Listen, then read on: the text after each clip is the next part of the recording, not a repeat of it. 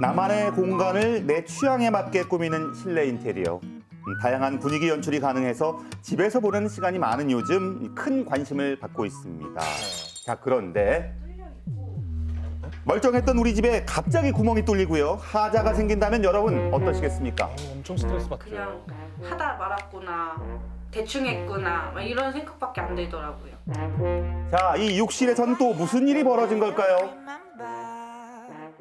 욕실 전체 리모델링 공사를 했습니다. 6개월 만에 세면대가 통째로 무너지게 된 거예요.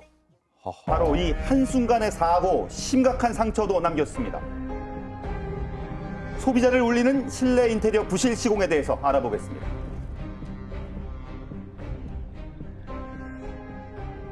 제작진은 인테리어 시공 후 큰 피해를 당했다는 한 제보자를 만났습니다. 이제 오래돼서 리모델링을 해야 됐고 인터넷으로 검색을 해가지고 그렇게 업체를 찾았어요. 지난해 11월 인터넷에서 찾은 한 업체에 인테리어를 맡겼다는 제보자. 시공이 잘 끝난 줄로만 알았습니다만 그런데 6개월 후 욕실에서 큰 사고를 당했다는 아들. 근육이 손상이 돼가지고 밖으로 하얀 게 삐져나올 정도로 굉장히 큰 그 사고였어요. 상처가 심각해서 수술까지 필요한 상황이었다고 합니다. 그리고 이 모든 원인은 세면대에 있었다고 합니다. 들어가서 이제 샤워하려고 옷을 다 벗고 양치하려고 여기다 이렇게 다 손을 짚었는데 저는 상상을 못했죠, 이게 무너질 거라고는. 그래서 그때까지 손을 떼지 않고 있었는데 쩌적하고 좀 있다가 바로 무너지더라고요. 평균 남성의 무게도 견디지 못하고 무너졌다는 세면대.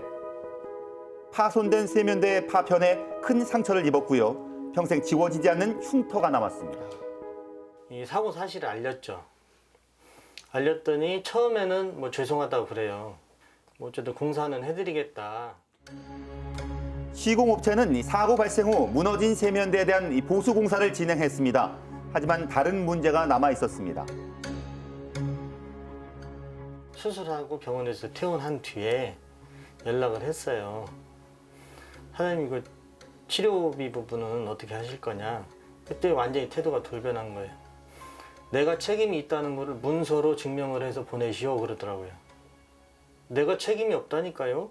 내가 부실공사라는 증거가 어디 있어요. 시공업체에서 이 부실 시공에 대한 증거 부족을 이유로요. 책임을 회피하고 있다고 주장하는 제보자. 그래서 해당 시공업체 입장을 들어보기로 했습니다.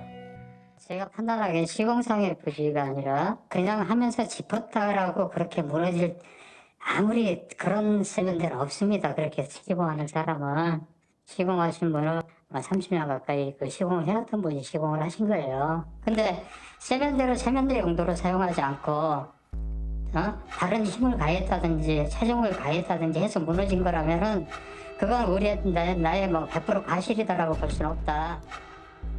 사고 책임에 대해 양측의 주장이 엇갈리는 상황. 좀 더 자세한 확인이 필요해 보입니다.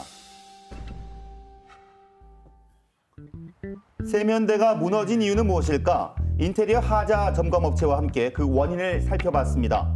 세면대는 물론이고 욕실 전체를 꼼꼼하게 살펴보는 점검업체. 네, 완전한 부실 시공이고요. 네, 기본적으로 시공을 할 때 저희가 덧방 시공을 하는 것처럼 타일 위에 조적을 부착하는 일은 없습니다. 벽면에 타일이 시공이 되어 있는 상태에서 후시공으로 조적벽을 쌓았습니다. 이 타일 표면은 수분 흡수율이 없기 때문에 이 시멘트와 접착이 되기가 어렵습니다. 이런 상태에서 수직하중이 가해지면 앞으로 쓰러질 수밖에 없죠. 혹시나 이제 현장 상황에 따라서 타일 위에 부착을 해야 될 경우 이제 긴결하게 고정을 할 수 있도록 철물 고정을 해주는 것이 원칙입니다. 전문 면허를 소지한 건축사 역시 해당 시공 방법이 적합하지 않았다는 소견서를 보냈습니다. 세면대를 철물 고정하지 않은 게 가장 큰 문제라고 합니다. 제보자는 해당 시공업체를 업무상 과실치상으로 고소, 법의 판결을 기다리고 있는데요. 저도 그리고 나서 이제 찾아봤어요. 그랬더니 너무나 많은 사례가 있었더라고요. 인터넷에서 심심찮게 볼 수 있는 다양한 피해 사례. 그럴듯하게 꾸며진 광고 글들이 수많은 소비자들을 현혹하고 있습니다. 인터넷에서 업체를 선정한 또 다른 피해자를 만나봤습니다. 집을 구매를 하는 거고 좀 너무 어두컴컴한 집이었었거든요. 그래서 아기가 이제 태어나서 아기랑 처음 같이 사는 거니까 좀 밝은 느낌으로 살고 싶어서. 소중한 아기와 함께할 첫 보금자리를 들뜬 마음으로 준비한 지민 씨. 하지만 그 설렘은 오래가지 못했습니다.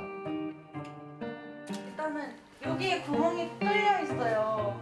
천장에 주먹만한 구멍을 시작으로 여기 바람이 아주 숭숭 들어와요. 갈라진 벽면에서는 찬바람이 들어오고 여기 타일이 없어요.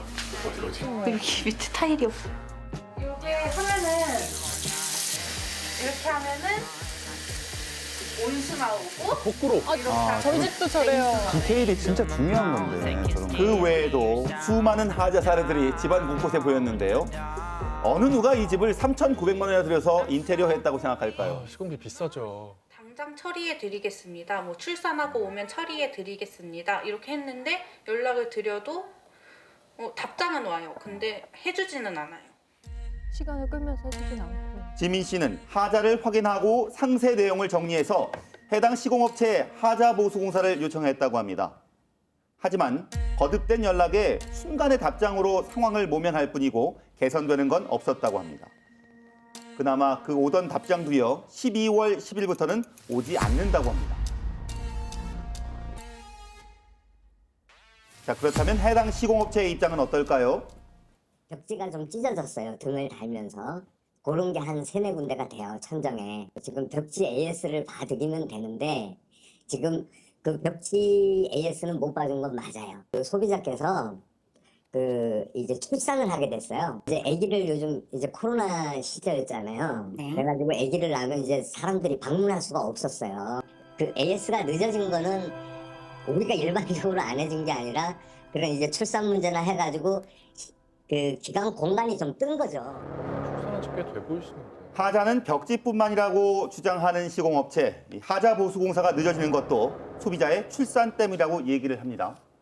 몸조리를 다 끝내고 나서 연락을 드렸어요. 그랬더니 해드리겠다 이렇게 말은 해주셨어요. 연락은 받아주세요. 해드리겠다. 추후에 연락드리겠다. 그리고 나서 또 깜깜무소식. 그리고 나서 또 연락드리면 또 안 해주고. 계약서에는 하자 보수까지 끝나야만 완공이라고 명시되어 있는데요. 하지만 이 집의 인테리어 시공은 아직 끝나지 않은 상태입니다. 저희가 하도 안 해줬을 때 고소를 생각했었다고 했잖아요. 근데 사업자 번호를 그걸 검색을 해보니까 자격증이 없는 회사더라고요. 건설업체 실내 건축면허 소지 여부를 조회할 수 있는 사이트에서 해당 업체를 검색했지만 조회되는 건 없었습니다.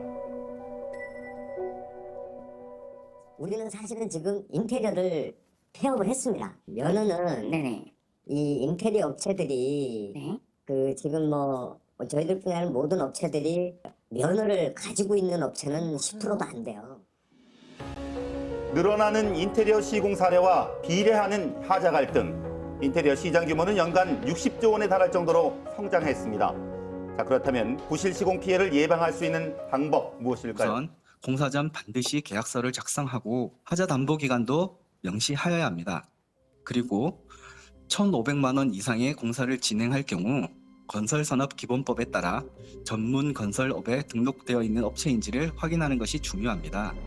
전문 건설업 면허를 등록하기 위해서는 1억 5천만 원 이상의 자본금을 보유하고 관련 종목 기술 자격을 취득한 사람을 2인 이상 보유해야 하기 때문에 하자가 발생한 경우에도 소송을 하거나 아니면 업체에 요구해서 손해배상이나 하자 보수를 받기가 용이한데 이러한 부분을 고려하면 아무래도 등록업체를 이용하는 게 인테리어 공사에 있어서 안전하다고 할 수 있습니다. 피해에 대비할 수단과 정보가 부족하다는 소비자들. 처벌 보상 이런 것도 중요한데 문제가 발생을 했을 때 그 후속 조치도 일반인들은 사실은 어떻게 할지 잘 몰라요. 처리를 해주거나 가이드를 해줄 수 있는 그런 시스템이 좀 있었으면 좋겠어요. 내 보금자리를 위협하는 인테리어 부실 시공. 더 이상 억울한 피해자가 나오지 않도록 제도 개선이 필요해 보입니다.